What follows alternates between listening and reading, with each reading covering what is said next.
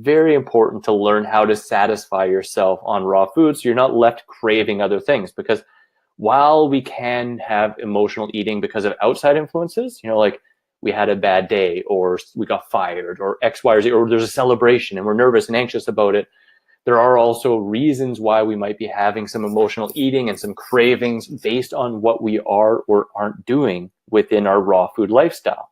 So understanding satiation is very important. Most people on most diets are eating in such a way that they're eating very high calorie food that has low nutrient density and low volume. And because of this, it's very, very easy to overeat. These three things, calories, nutrients, and volume, we have defined needs for those. We have a specific amount. We need, we're used to in nature eating large volumes of food, until we got to processed, heavy, fractionized foods and processed foods and high fat foods. So understanding that most people in most diets, they likely are driven to snack all the time, never really feeling super nourished and gaining a lot of weight. I really remember that myself. No matter how much I ate, I wanted snacks between. I wanted little junky treats. And as I got a little older and wasn't able to be as active, I started putting on a little bit of weight. And this is common with most people. Now, on a raw food diet, on the other hand, because we're dealing with foods that are high volume, high fiber foods, high nutrient foods, but low calorie foods, we're meeting two of those three needs very easily. Whereas on the other diet, we're easily eating calories, but we're having a hard time getting our nutrients and our volume in. So we're always driven to eat more. But flip the script with raw food, or the more you go towards raw food, it's again, we're meeting the volume much more easily because we're eating more than we've ever eaten. As long as we're eating a lot of fresh, ripe, raw fruits and vegetables, we're getting more nutrition than likely we ever had. Because, greens, bite for bite, calorie for calorie, the most nutrient dense foods on the planet.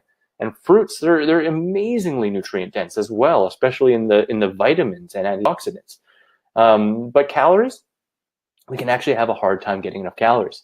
And this is one of the number one reasons I'd say emotional eating and not understanding caloric density are the major reasons why people have trouble on a raw food diet. We could also go into social reasons and other stuff like that, but these are really big reasons. So because of that, it's very common for people to just subtly undereat, maybe only 100 calories a day.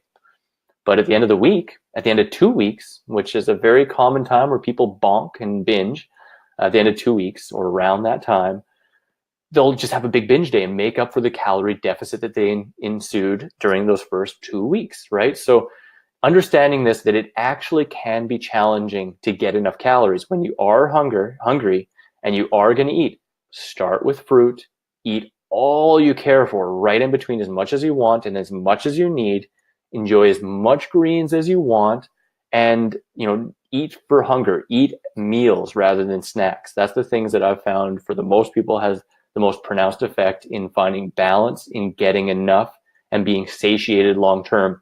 Each meal, complete abundance, never feeling like you're overdoing it unless you're really emotionally eating, or it's really high fat, it's really complicated, or you're basically stuffing yourself till you're hurting, right? If you're enjoying it, if it tastes good, if it's whole, fresh, ripe foods and you want one more, better to have one more than to push it away. And this is the only lifestyle I know that is like that.